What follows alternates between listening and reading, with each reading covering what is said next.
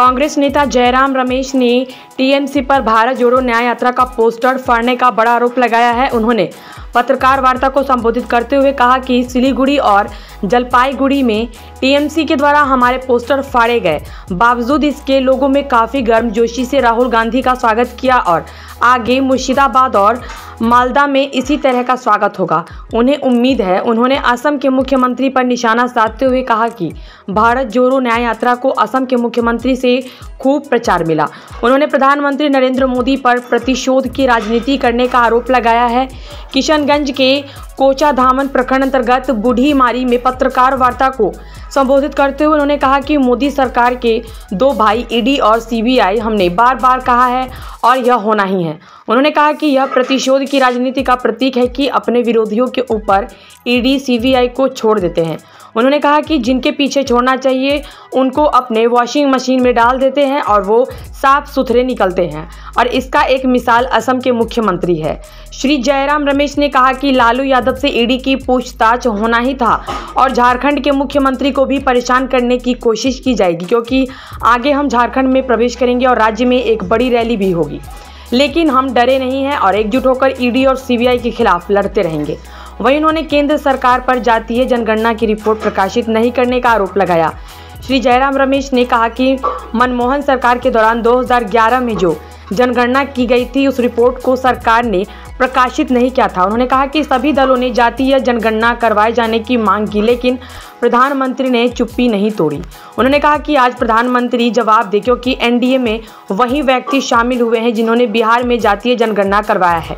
CM Nitish Kumar के NDA में शामिल होने पर उन्होंने कहा कि यह दुर्भाग्यपूर्ण है, हालांकि पहले भी उन्होंने ऐसा किया था और इनके रंग बदलते रहते हैं। उन्होंने कहा कि नीतीश कुमार के जाने से इंडिया गठबंधन के नेताओं में कोई चिंता नहीं है और बिहार की जनता भी खुश है। पत्रकार वार्ता में प्रदेश अध्यक्ष अखिलेश प्रसाद सिंह, सांसद डॉक्टर जावेद आजाद, शकील अहमद खान सहित अन्य नेता मौजूद थे। उसी के मुताबिक हम चलेंगे और हमें पूरा विश्वास है हमें सहयोग मिलेगा राज्य सरकार और प्रशासन। सर, कल जिस तरह से बिहार में सियासत फेरबदल हुए हैं, क्या कहेंगे नीतीश कुमार जी के बारे में? कल से यही कह रहा हूँ और क्या कहना बाकी क्या है। जब भारत जोड़ो न्याय यात्रा की शुरुआत हुई 14 तारीख को मणिपुर से, तोबाल से,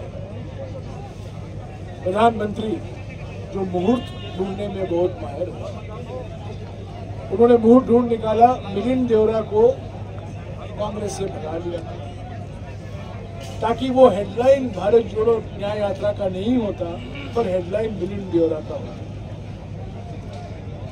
कल वही मुहूर्त ढूंढने वाले प्रधानमंत्री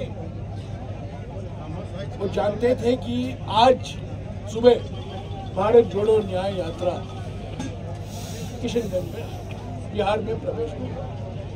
बौखलाए हुए हैं, परेशानी में हैं, क्या करते हैं? उन्होंने पलटी के उस्ताद को कहा अभी एक और पलटी मारो, और उस पलटी के उस्ताद ने एक और पलटी मारा। तो इसमें ये तो बिल्कुल जुगलबंदी है।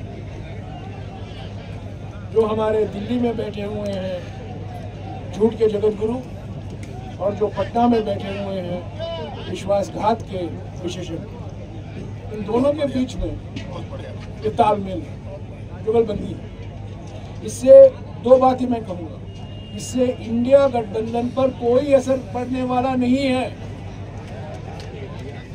हालांकि बहुत नेता इंडिया गठबंधन के अभी सांस ले रहे हैं कि बाप रे ये आदमी नहीं है, चला गया, अच्छा है। भैया एआईएम के बारे में पूछिए। ये बात सही है कि 23 जून को पहली बैठक पटना में हुई थी, नीतीश कुमार जी ने ये बैठक बुलाई थी। उसके बाद 17 और 18 जुलाई को बेंगलुरु में बैठक हुई थी, वहाँ नीतीश कुमार जी मौजूद थे। उसके बाद 31 अगस्त और 13 सितंबर को मुंबई में बैठक हुआ, वहाँ भी नीतीश कुमार जी मौजूद थे। पर पिछले 2-3 महीने में क्या हुआ, मैं तो कुछ संकेत नहीं था। और उनका व्यवहार जो था इन बैठकों में, ये हमें विश्वास दिलाने वाला व्यवहार है। ऐसे तो विस्तार से आदरणीय जयराम रमेश जी ने सब बातों को कह दिया है। बिहार में मुझे लगता है कि आज इस तरह का ऐतिहासिक स्वागत और समर्थन इस न्याय यात्रा को मिला है, उसके लिए किशनगंज के सभी साथियों को हृदय से साधुवाद देता हूं, धन्यवाद करता हूं।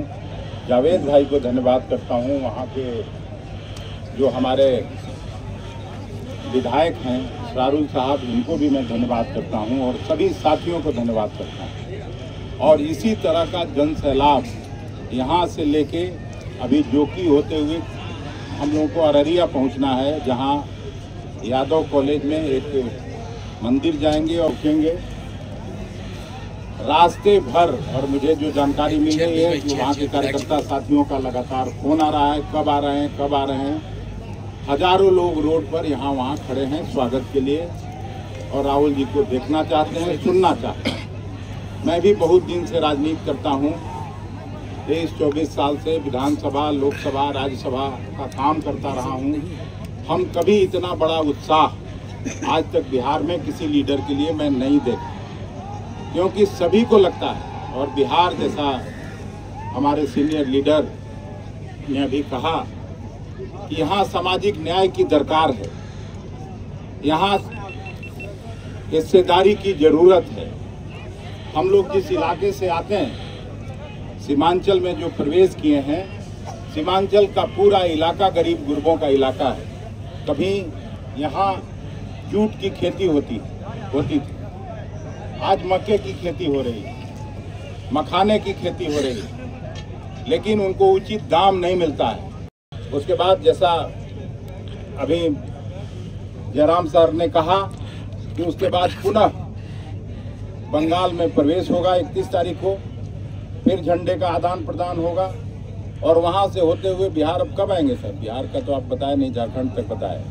हमको लगता है 13-14 फरवरी को फिर दूसरी बार फिर बिहार में प्रवेश करेंगे और औरंगाबाद से होते हुए सासाराम, भभुआ, रोहतास जिले से गुजरते हुए ये यात्रा उत्तर प्रदेश में प्रवेश करेगी, जैसा मुझे मालूम है। मैं आप सभी मित्रों का हृदय से धन्यवाद करता हूं कि मोदी जी के दबाव में मत आइएगा, इस यात्रा को भी आपका जगह मिलनी चाहिए।